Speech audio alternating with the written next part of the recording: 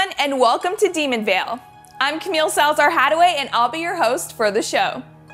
As you know, we are starting a new year of Rainbow Six Siege, and what better way to start than by welcoming creative director Alex Karpazis to share the team's vision of the season. So Year 7 Season 1 is huge for us, and it's the season of game changers. We have Azami, one of the most complicated operators we've ever had to make. It took over a year to make her, and she brings a lot of change to the defender side. And it really speaks to the core of Rainbow Six and destruction and actually rebuilding any area in the map. And for the first time in a while, we're introducing a new map to Rainbow Six Siege. It's coming in the middle of the season, and hopefully everybody can get excited about exploring a new locale with all of their favorite operators. You've heard about what's coming in Demon Vale. Now, let's see it in action, courtesy of Chris Waters and Ubisoft News. Defenders, have you ever thought to yourself, what if I could patch that hole in my reinforced wall? How great would it be if I could just block off that one sight line? I know they're about to come through that doorway, that window, that hatch. What if I could just seal it up? All these questions you ask yourself, Azami answers with her Kiba barriers. The Demon Vale Defender is ready to reshape the battlefield, and later in the season, you'll have an entirely new place to play with her gadget with the arrival of the Emerald Plains map. And that's not all.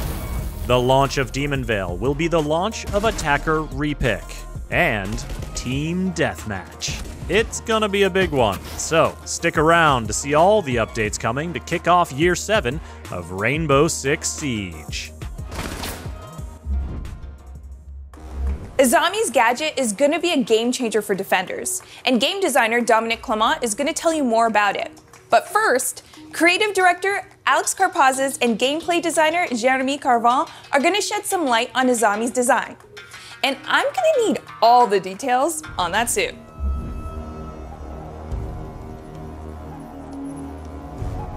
When we looked at Azami's visual identity, we actually looked towards the Japanese security police. So these are bodyguards that protect VIPs that are both domestic and international. But Azami is actually in the private sector. So we wanted to take a bit of liberty with her outfit, make sure that she can express that kind of duality of her nature. And that's how we ended up with this striking suit that Azami's wearing. When we wanted to talk about Azami's visuals, specifically her face mask, we wanted a bit of mystery there for her. This is a piece of fashion in Japanese culture that's existed forever, and we wanted to make use of it. So it was an ideal way of showcasing her kind of more hidden side. It's the first time in a while that we've actually hidden the face of a female operator, and this was kind of a unique opportunity for us to do that. We worked with our Japanese colleagues and poured through a bunch of kimono patterns and traditional patterns from the Japanese culture, and we actually settled on cranes because it was a nice kind of analogy for her gadget. The cranes are very powerful, and we kind of see that in her operator icon as well, where the crane kind of transforms into her gadget, which are the kunai. A big thing we're really happy to announce starting in Season 1 is a huge tech upgrade that we're bringing to the faces of our operators in the future. So this starts with Azami, where we've redone a whole bunch of things such as skin shaders, hair shaders, eye shaders. We've also upped the amount of poly count for the headgear and the face itself. And so you'll see a lot more life and a lot more detail in future operators. And because Azami's wearing a mask, we wanted to make sure that you could see the full kind of upgrade, and we're including this with our benchmark character, which was Thunderbird. So in Season 1, you're going to see Thunderbird and Azami both using this kind of new tech we've developed, and the team's worked incredibly hard to make sure we'll bring new life to our characters. So the main goal with this improvement of technology is not only to connect better with the characters, but also to make sure that we have all the tools necessary to have a diverse cast, that we're not held back by what kind of character designs we want. And so you're going to see this in our customization and our new operators that are coming in Year 7. I think the first part when we try to design a gadget is to really understand what is the gameplay mechanics behind it. What we were looking for was something super sharp, something that can stick into a wall, like pierce the wall and stay in place into it. The kunai came pretty naturally. That's a very, very iconic shape. And when we saw it, we knew that that was the thing we were looking for. The second part is the patch. For the patch, we were looking for something that can adapt to a lot of different situations, like collisions and props and so on. And so we went to internet and we were looking for the chemical reactions that we can find. And we found one that transformed a gas into something solid. And we decided to take that road. And that's why on the kunai, we added these two canisters. So one is for the gas and the other is the compound that solidifies the gas. And finally, the last part is the arm mechanism. Azami is a bodyguard. She's a very high fashion operator. So we thought that it was cool to hide something on her arm to add this mechanic to our dressing. So for the very first time in Siege history, we're going to have an operator that can patch up holes. Azami brings the kiba barriers, which are a kunai-shaped device that you can throw, and when it sticks, it will release a gas that will quickly solidify into a bulletproof surface. So the idea of having an operator that can patch up holes is something that comes up pretty much every time you ask someone to come up with an idea for an operator. We've had many operators that can destroy the map in many different ways. You know, when you think about Siege, you think about destruction, you think about how the map can really change all the way throughout the round. There weren't any ways to rebuild the map, and we come up with this idea of having something that you can throw and really be free in the way you want to deploy your patch. The role of Azami is really an anchor. You know, she's an architect, so you want her close to the objective. You want her close to your anchor players so she can provide the necessary cover for them. You want her close to the walls that you're going to expect some form of breach. So you want her on site. That's where she's the strongest. So Azami is a total game changer. Literally. For the first time and ever, the defenders can actually protect themselves from vertical play, which is something that was never possible before. If you had a buck or a sledge right above you, making holes on the floor, you were kind of, in panic and you had to run away, you had to get out of there. There wasn't anything you could do, but now you can. Now you can throw a patch, you can throw a kiba barrier there and actually provide you with some real cover vertically, which is something that is completely new for Siege. You can patch a ace hole, Ibana hole, anything you can think of. You can also even patch up a hatch that's been opened. The possibilities are really endless, and it's really something that would completely change the game. We're sure of that. So the loadout for Azami, in terms of primary, she's equipped with the 9x19 SVN, which is the SMG that most people would know as Kapkan's SMG. On other option, you can also bring the ACS-12, which is the sort of like auto shotgun that you can see on Maestro and Alibi. And secondary weapon, she brings the D50. In terms of generic gadget, she brings the impact grenades and barbed wires. So the reason why we went for the 9x19 SVN and the ACS-12 is if you want to play Azami as more of a frag centered operator, you want to make sure that you can, get your frags. You're going to go probably with the 9x19 SVN because it's a very good SMG, good rate of fire, low recoil, good mag capacity, so it's a very good gun to frag out. But you can also go with the option of the ACS-12, which still provides you with quite a lot of damage, but it's also going to bring a good amount of destruction. So for an architect, it's a very useful tool. The D50, it also brings a decent amount of destruction. So again, for an architect, it's a good thing to bring. The impact grenades, well, for someone that reshapes the map, it's kind of like a must-have. And we also gave her the barbed wires because the barbed wires are a very useful tool to reshape the flow of the attack. She works really, really well with operators like bandits because she can provide covers that weren't existing before. She can create bulletproof surface that can really protect a bandit that's actively trying to ban trick. Considering that you can use the gadget on pretty much any surfaces, you can also use it to block drone holes. If you have few areas on different maps like Consulate, where a garage door, you know, it's the big door that's usually a bandit trying to bandit trick, and it's a very vulnerable place, and there's a drone right next to you that's begging to have a twitch drone go through, a grenade go through, and really deal damage to your bandit. But with this gadget, you can actually block that hole, you can block the yellow stairs, and provide your bandit with plenty of cover to actively bandit trick and be relatively safe, actually. In addition, she can also work really well with Mira. With her gadget, she can actually create half reinforced wall. It's not the same as like an actual reinforced wall, but you can place it on the soft wall, so you can really create some really exciting new ways of setting your defense. Since the gadget is bulletproof, it's going to be a very good, useful tool to protect you, but you can't really rely too much on it because it's also very easy to deal with. Any explosive will destroy the gadget. It also can be destroyed by 3 melee hits if you don't have any explosives at your disposal. Your best bet to really deal with this gadget is to bring operators like Zofia, Ash. These are very useful operators that can destroy the gadget from afar with their gadget.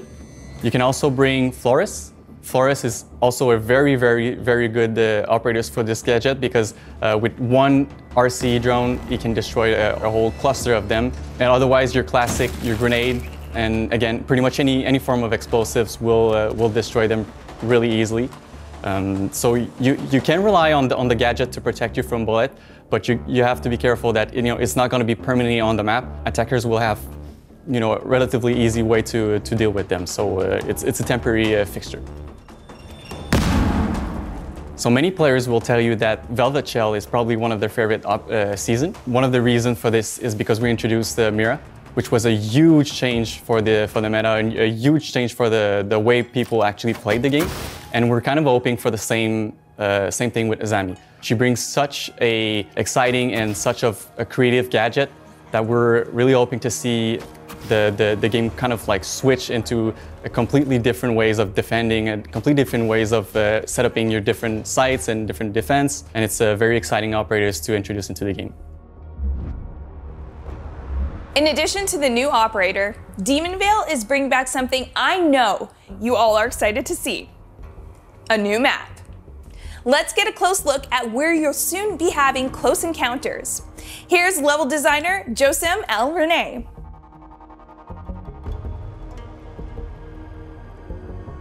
We're really excited to bring a new map at Year 7 for the players. It was a really big challenge to secure something that is fresh, that feels new, but also that keeps the same level of quality standard that we've accustomed our players to. So the map is set in Ireland. It's a older style, classical style manor or castle. It was made into a country club for the elites of the world. First floor was modernized for the enjoyment of the guests, but the second floor has still a more classical style for the private, the elites, and maybe the shady deals they do there. Coming back after so long, creating a new map, it was hard to get a new starting point in terms of thematics and vibe that we wanted. Finding the location was a challenge for the team, but I think we really hit the target right in the bullseye and created something that is quite unique and enjoyable. We really wanted to take what we've learned with the old maps and really bring a new one with those learnings. I really like when I know where I am, I know what is coming next. That's something that is really important to make a map enjoyable, is that it's easy to learn. And the faster you get to know the map, the faster you'll get enjoyment out of it. And that's what we strove for.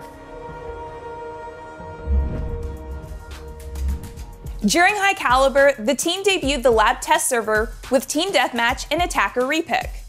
For more on how that went, welcome back Deanna Stanley and a couple of familiar faces.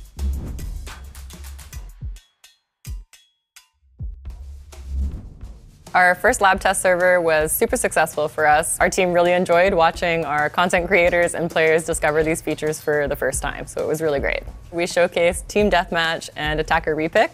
The reaction we got from the community was really positive, so we're going to be able to announce today what's coming for those two features.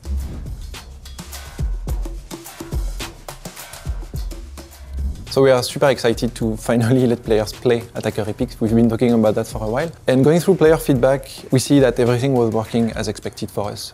It was easy to use, the technical aspects were working as well. It's obviously a big meta change, but we'll monitor that during the live phase. We will be able to tweak anything if needed.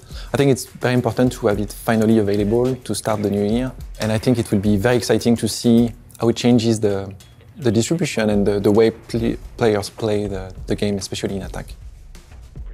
We were happy to release the Attacker Epic in the lab TS because it's a very special environment. You don't have to test other features, and so that allowed us to have feedback like very focused on that feature. So that helped us a lot trying to know what was working and what wasn't working in the feature. So yeah, thank you to everyone that played on the lab test server. It made a huge difference for us, gave us the confidence to be able to release that feature. We're really thankful for that.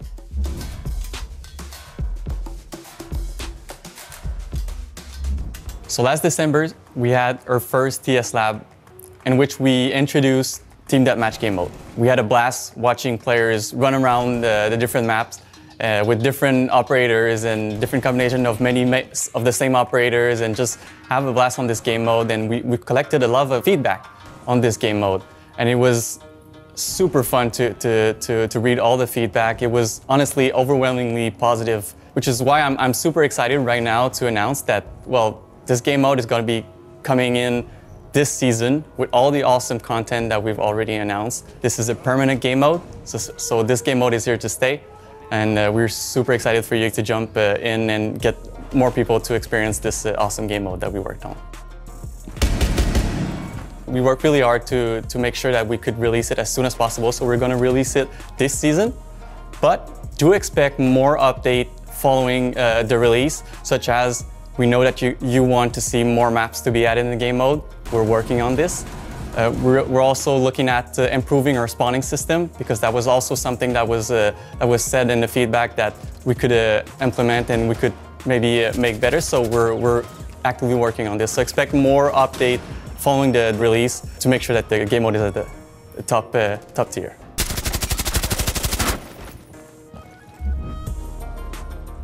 Okay, this next one is for folks who play as Goyo, or who play against Goyo. If that's you, Teresa Rico, Quality Control Lead from Ubisoft Barcelona, has some news.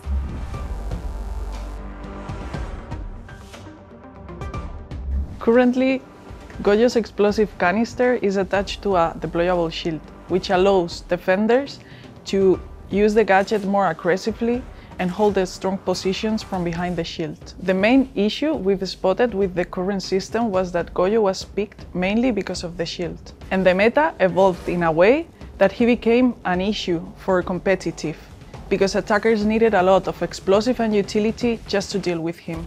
Additionally, he was designed to be an alternative for smoke, but he wasn't used like that. The main change we are introducing in Goyo is removing the shield. So now the gadget will be only the explosive canister. This should encourage players to use it for what it was designed: time and area denial. We are also increasing the number of canisters, because you will need to replace them, so it is less reactive than a smoke, and maybe not all of them will be impactful during the round. Finally, we are tweaking the canister's fire. The area will be bigger and it will last longer to compensate the lack of adaptation during the action phase. Our objective is to bring Goyo back to his original role, area denial. With the new behavior, his role should be clearer, and it should be easier to understand how and where to place the device. As Goyo, you should share your resources by placing the gadget where your teammates can use it, because it will be hard to control all of them. You are kind of giving them the ability to slow down the enemy. With this new version, the strategy and ability to cooperate will determine who is a good Goyo player. We've got one exciting loadout update for you. For more details, here's Sébastien François, UX designer.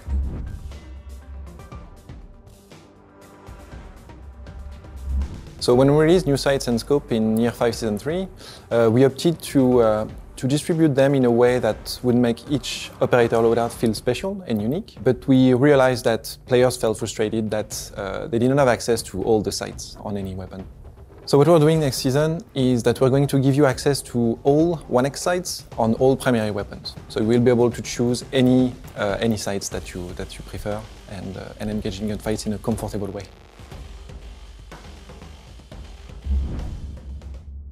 Our PC players have been using the match replay feature to analyze tactics and strategy, learn from their mistakes, and create content.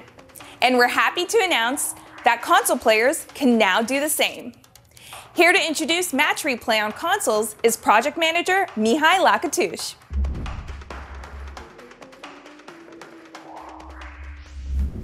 Yes, indeed, you heard it right. Match replay is coming to console finally. We're so happy to give this feature to our console players. We've been waiting for a long time. I know they've been waiting also for a long time, so we're pretty excited and happy to offer this feature with the new season that is coming.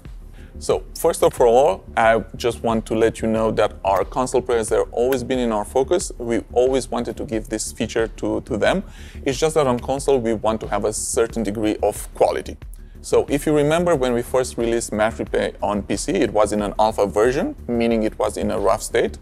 But since then, we improved a lot. We did a lot of optimizations and, we added new features to it. So we believe now we're in a better spot. The development was a bit tricky, just because Rainbow Six, it's a very complex game that has a lot of underlying systems like, for sounds, for visual effects, for distraction, you name it. What we're doing, we're taking each system one by one and we make sure we can record it and play it back accurately. And this will translate in taking a lot of time. So this is why there was a delay between PC and console. On console, we have some constraints when it comes to disk space compared with the PC platform. So this is why we will be able, with our first version, to guarantee you that you will have your latest 2 hours of your gameplay available. Also, we're gonna still keep the 12 replays maximum amount of replays, but your latest 2 hours will be there. So after these 2 hours, when we reach this limit, we will start deleting your oldest replay. But be assured, your 2 hours are there to be watched and create your awesome moments. Demon Veil will also be launching with some new player protection measures, and Emmanuel Larive from the player behavior team is here to tell you more.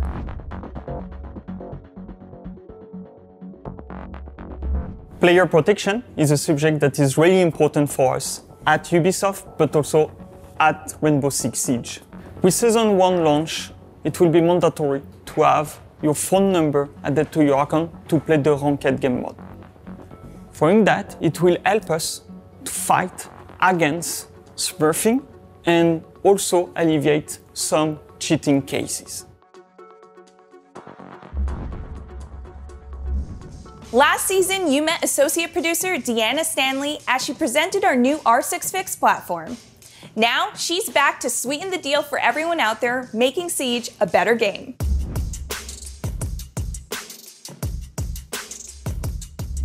So the launch of R6 Fix 2.0 went really well for us. We saw a lot of engagement from our players. We saw a boost in tickets created, especially right at the launch. So we were super happy with how it went. So it's been super helpful for the dev team, specifically when users have been raising these issues, especially for those rare, harder to pin down issues. We're really appreciative to our community. We consider that the launch was a success. We saw 1,400 daily visits to the website, and it's compared to 300 in the same period last year. So we think that the version 2 and its improved user experience really made a difference for our players. So as we mentioned last season, we do have some news to share about our new incentive program. So starting with the Year 7 Season 1 season test server, we'll be tracking the issues that players enter on R6 Fix. Depending on the severity of the bug that's reported, a player can get up to 12 alpha packs that guarantee 4 rare, 4 epic, and 4 legendary items per season. So that's for a high priority bug of the highest severity, but even for those smaller issues, as long as they make their way into our internal systems, players can still get 1 of each rarity.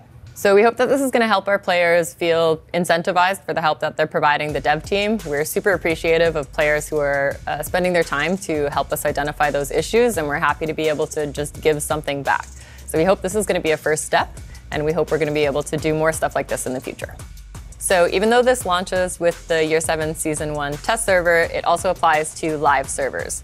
So starting with the opening of the test server, you can report any issue on the live game or on the test server, and that's going to count towards your rewards for this season. We're super thankful to our players. We're excited for this year. We hope that these changes are going to be a positive thing for them and help them feel more heard, because our #1 priority is making sure that our community knows that we're working for them. We want to keep the game as enjoyable as possible, and we know that sometimes it can take time, but hopefully the incentive program is going to be a first few steps towards regaining that trust with our community. You've got a great look at everything Demonvale will bring this season. And it's almost the end of the show, but as you know, we aren't quite done yet. During the reveal of High Caliber, we introduced you to the camera lose signal update that disconnected defenders' cameras for a few seconds when placed outside.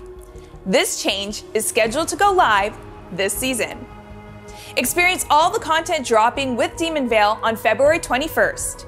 And one more thing, here's an exclusive elite skin for Nomad. Enjoy.